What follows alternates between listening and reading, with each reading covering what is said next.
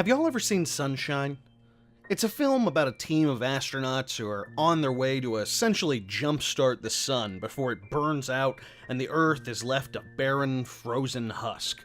It's a simple enough, almost classical style of science fiction that dealt with big ideas, fears, and psychology concerning space travel. It's a brilliant piece of work with gorgeous special effects, a flawless cast, and a moving, tense script. For about the first hour. After the first hour, Sunshine suddenly and inexplicably dives down the sci-fi horror rabbit hole, which, to be fair, is a hole I generally like. However, this section of film felt like it was trying to be Event Horizon without actually ever having seen Event Horizon. It was abrupt and unnecessary. It felt like a waste. It felt like after most of the movie was finished, the writer and director suddenly just openly admitted, I have no idea what I'm doing, but I know I'm doing it really, really well. Does that mean I refer to Sunshine as a bad movie? No. But it does mean that every time I bring it up, it comes with several caveats and a deep sense of internal sadness. And I second-guess my enjoyment of it all the time, which is a shitty feeling. Unfortunately, this was the first thing that I thought of when I finished Little Nightmares. Little Nightmares is a horror puzzle platformer by Swedish game developer Tarsier Studios.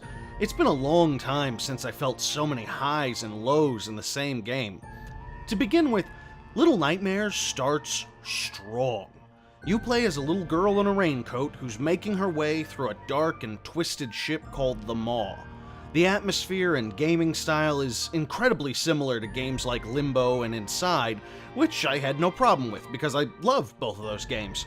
The puzzles are fairly rudimentary. Push this box, pull that lever. You might get stuck from time to time, but it's never anything you can't hammer out after a few minutes of searching your immediate surroundings. These puzzle moments are broken up by horrifying chase scenes. But what chases you? Well, as you venture deeper into the abyss of this rotting, creaking ship, you quickly realize that not only is the dark, twitchy atmosphere of other puzzle platformers here in full force, it almost has some of the most horrifying creature design this side of Ralph Steadman on a head full of acid.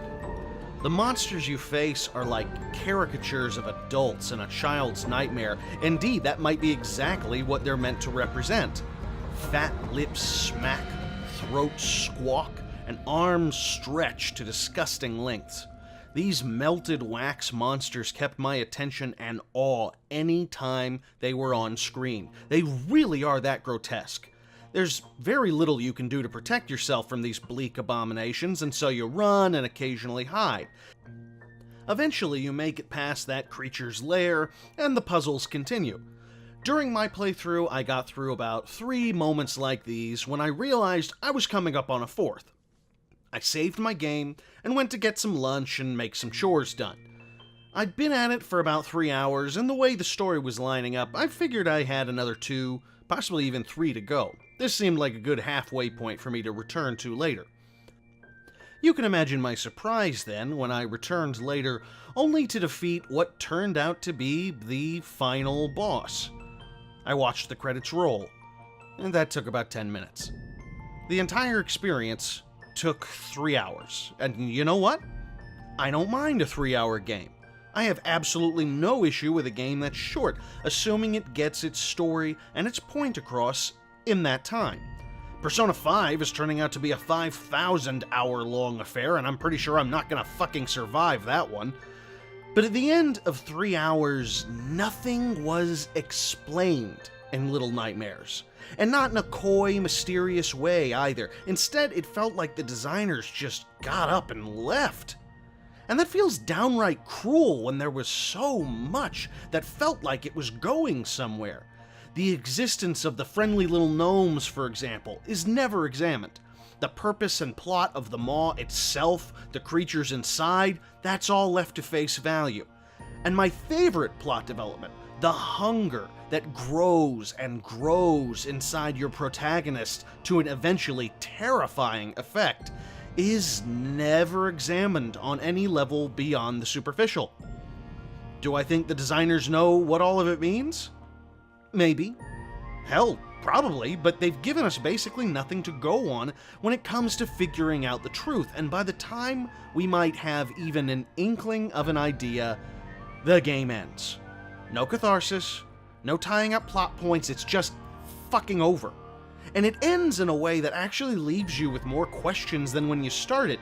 In the end, you wonder if the designers weren't thinking, I have no idea what I'm doing, but I know I'm doing it really, really well. I've got no problem with mystery. I've got no issue whatsoever with leaving unanswered questions for the audience to figure out, but the problem is that if you're going to let us put the puzzle pieces together, you've got to give us more than one puzzle piece. I don't feel challenged and thoughtful at the end of Little Nightmares. I feel like I've been locked in a dark basement with no windows and no furniture, and a voice tells me, the fun part is figuring out how to escape. And my only option is to slam my shoulder into the exit door over and over again, and when the damn thing finally gives way, someone on the other side tosses some confetti into the air and says, congratulations, you solved the puzzle! Now, does this make Little Nightmares a bad game overall? No.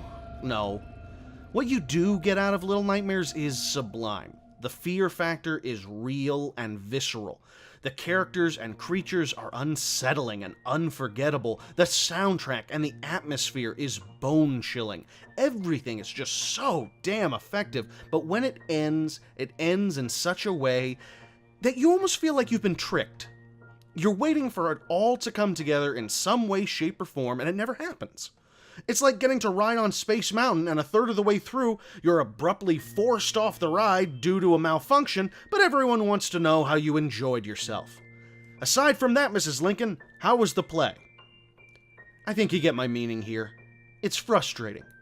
When a bad game is a bad game, you tend to know what you're getting into right from the get-go. But when something that has promise pulls the rug out from under you, you're not just angry that it wasn't what you thought it was, you feel kinda betrayed. Little Nightmares should have been better than this. It had all the ingredients, it had everything going for it. And in the end, it was 3 spine-tingling chapters of an unfinished novel. Finish the game, guys. Finish the game, and then charge $20 for it. If Daddy don't sink a little drinky, Daddy gets sad and blue. Sneak a little drinky, sneakity-doo. Sneak a little drinky past you. Sneak a little drinky, sneakity-doo.